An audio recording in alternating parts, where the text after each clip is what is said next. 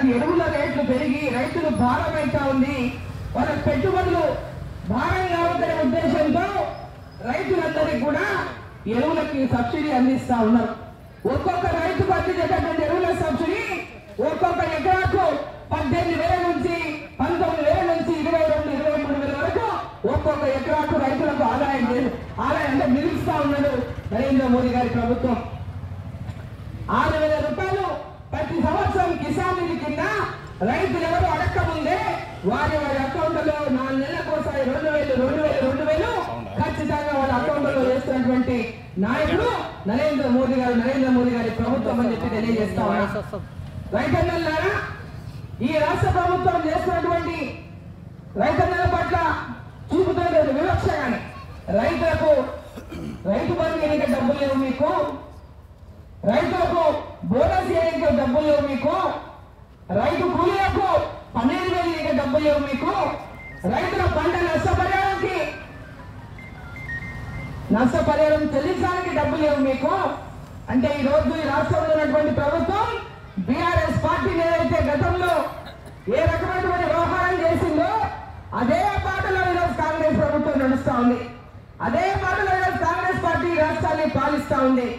ప్రజల కష్టాలను గాలి కొదిలేసి, రైతుల కష్టాలను గాలి కొదిలేసి ఈ రోజు కేవలం రోజుకొక మాట మాట్లాడి పార్లమెంట్ ఎన్నికల కోసం మరోసారి రైతులను మోసం చేసి ఓట్ల కోసమే రాజకీయాలు చేస్తుంది తప్ప రైతుల పట్ల ఎలాంటి చిత్తశుద్ధి ప్రభుత్వానికి లేదని చెప్పి సందర్భంగా నేను తెలియజేస్తా ఉన్నా.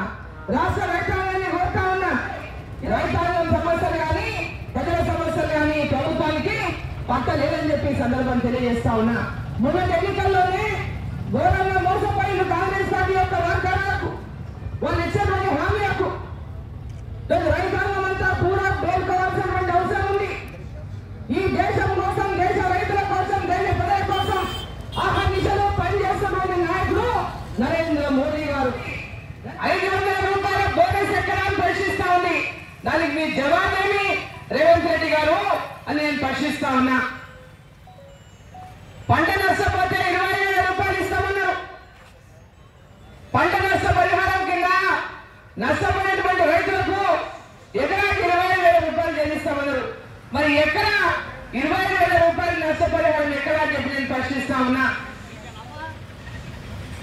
రైతాంగం అంతా ఎన్నో ఆశలతోనా కాంగ్రెస్ పార్టీకి మీ 6 గ్యారంటీల్లో రైతాంగానికి ఇచ్చినటువంటి హామీల పైన మీ హామీలకు ఓట్లు వేసినారు, మీరు అధికారంలో కూర్చున్నారు. మరి ఎందుకు ఈ హామీలను, రైతులకు ఇచ్చిన హామీలను నిలబెట్టుకోవడం లేదు? ఎప్పటిలోగా మరి నిలబెట్టరు? అధికారంలోకి వచ్చిన వెంబడే ఈ హామీలు అమలు చేస్తామన్నారు.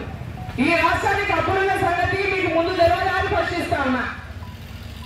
బీఆర్ఎస్ ప్రభుత్వం దాదాపు 5,6 లక్షల కోట్ల రూపాయల అప్పులు చేసిందని ఆనాడు ప్రతిపక్ష పార్టీగా భారతీయ జనతా పార్టీ పెద్ద ఎత్తున విమర్శలు చేస్తే కాంగ్రెస్ పార్టీ కూడా అప్పులున్నామని తెలిసినప్పటికీ 6 గ్యారెంటీలని ఈ రోజు రైతులని మోసం చేయలేదు అని చెప్పి నేను ప్రశ్నిస్తా ఉన్నా.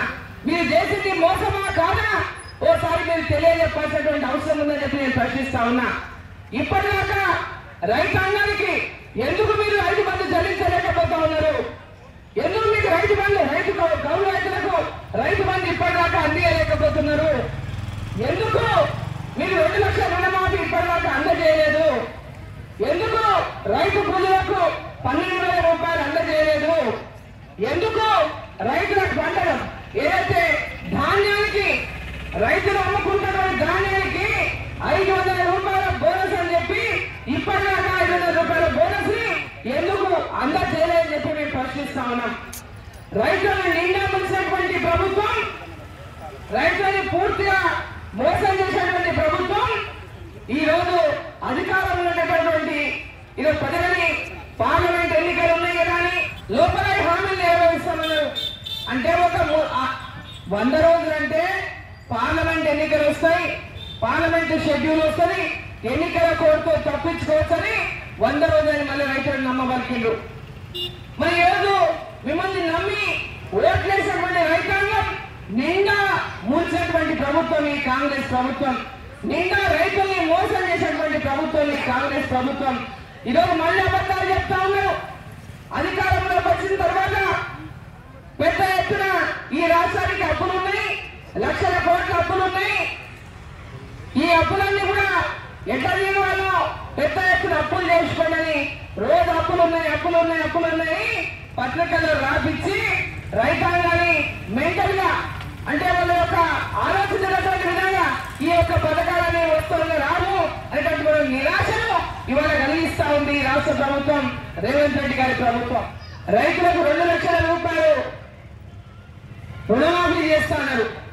రైతులు అడుగుతున్నా ఉన్నారు, తెలంగాణ రైతులు ప్రశ్నిస్తా ఉన్నారు, ఎక్కడ ఉన్నాయి 2 లక్షల రుణమాఫీ, ఎక్కడ మాఫీ చేసిండ్రు, మరి ఇంతవరకు ఎందుకు రైతు రుణమాఫీ కాలేదని మిమ్మల్ని ప్రశ్నిస్తున్నారు మిస్టర్ రేవంత్ రెడ్డి గారు. మరి ఎందుకు రైతు రంగానికి ఈరోజు మీరు మొహం చాటేస్తా ఉన్నారని చెప్పి నేను ప్రశ్నిస్తా ఉన్నా. అదేవిధంగా రైతు బంధు కింద కౌలు రైతులకు కానీ రైతులకు కానీ రైతు బంధుకు 15,000 రూపాయలు అందజేస్తామని చెప్పారు.